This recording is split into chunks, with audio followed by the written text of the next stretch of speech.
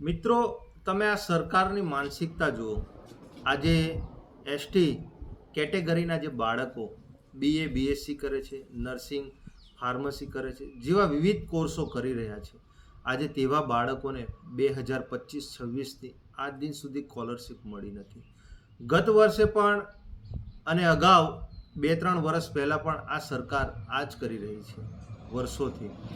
આજે સરકાર મોટી મોટી વાતો કરે છે, બેટી બચાવો, બેટી પઢાઓ, પઢેગા ઇન્ડિયા, તબ તો આગે બઢેગા ઇન્ડિયા, ભણશે ગુજરાત, આગળ વધશે ગુજરાત.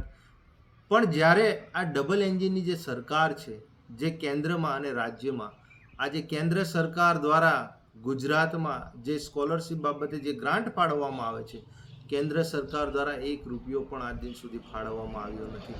રાજ્ય સરકાર આ બાબતે કોઈ નિર્ણય લઈ શકતી નથી, જેના લીધે ગયા વર્ષે પણ ઘણા બાળકોએ પોતાનું શિક્ષણ અધૂરું મૂકી અને એ લોકોએ શિક્ષણ છોડવું પડ્યું હતું. આ વર્ષે પણ આ જ પરિસ્થિતિ આવી રહી છે. શું અમારે સરકારને દર વર્ષે ઊંઘમાંથી જગાડવા પડે છે કે બાળકો આજે એસસી એસટી ઓબીસી તમામ સમાજના આજે લાખોની સંખ્યામાં 9 લાખથી પણ વધુ બાળકોની સ્કોલરશિપ આજે પણ લટકતી તલવારની જેમ લટકી રહી છે? શું આપણા ગુજરાત સરકાર કે કેન્દ્ર સરકારની નીતિ શું આ બાળકોને સારું શિક્ષણ આપવાની ફરજ છે કે નથી? આ લોકોને સ્કોલરશિપ પૂરી પાડવાની ફરજ છે કે નથી? આજે ઘણા બાળકો આ તમારી સ્કોલરશિપના લીધે આજે એ લોકોનું ભવિષ્ય અંધારામય થઈ રહ્યું છે. તમે મોટી મોટી વાતો કરો છો, તમે કરોડો રૂપિયાના કાર્યક્રમો, નવા પ્રોજેક્ટો લાવો છો, પણ જ્યારે શિક્ષણની વાત કરીએ ત્યારે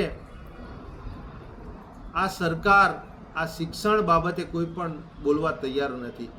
ગુજરાતમાં પેપરો લીક થાય છે, આખા દેશમાં પેપરો લીક થાય છે, અને એની સાથે સાથે આજે સ્કોલરશિપનો આટલો ગંભીર મુદ્દો છે, પોસ્ટ મેટ્રિક શિષ્યવૃત્તિ આ બાળકોને આ સરકાર કેમ આપવા નથી માંગતી હજુ સુધી? વર્ષ પૂરું થઈ ગયું. જો સરકાર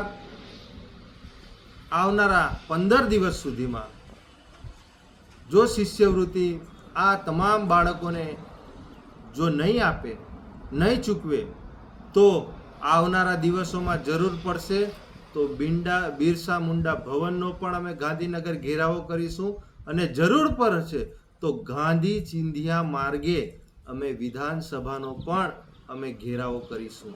એટલે વહેલામાં વહેલી તકે ગુજરાત સરકાર અને કેન્દ્ર સરકારને નમ્ર વિનંતી છે કે ઉચ્ચ શિક્ષણમાં જે વિદ્યાર્થીઓ જે કોર્સ કરે છે કોલેજોમાં, એમને વહેલામાં વહેલી તકે શિષ્યવૃત્તિ આપવામાં આવે. અને આ સરકારની જે માનસિકતા છે આદિવાસી સમાજ વિરોધી, કે આદિવાસી સમાજના જો બાળકો ભણશે ગણશે તો એ અમારી સામે અવાજ ઉઠાવશે. ક્યાંક ને ક્યાંક અમને એમ જ લાગી રહ્યું છે કે આ સરકાર જે આ શિષ્યવૃત્તિ આજે એક વર્ષ થઈ ગયું પણ તેમ છતાં નથી આપતી, એટલે આ સરકાર આદિવાસી વિરોધી છે. એની માનસિકતા એ પ્રમાણેની અહીંયા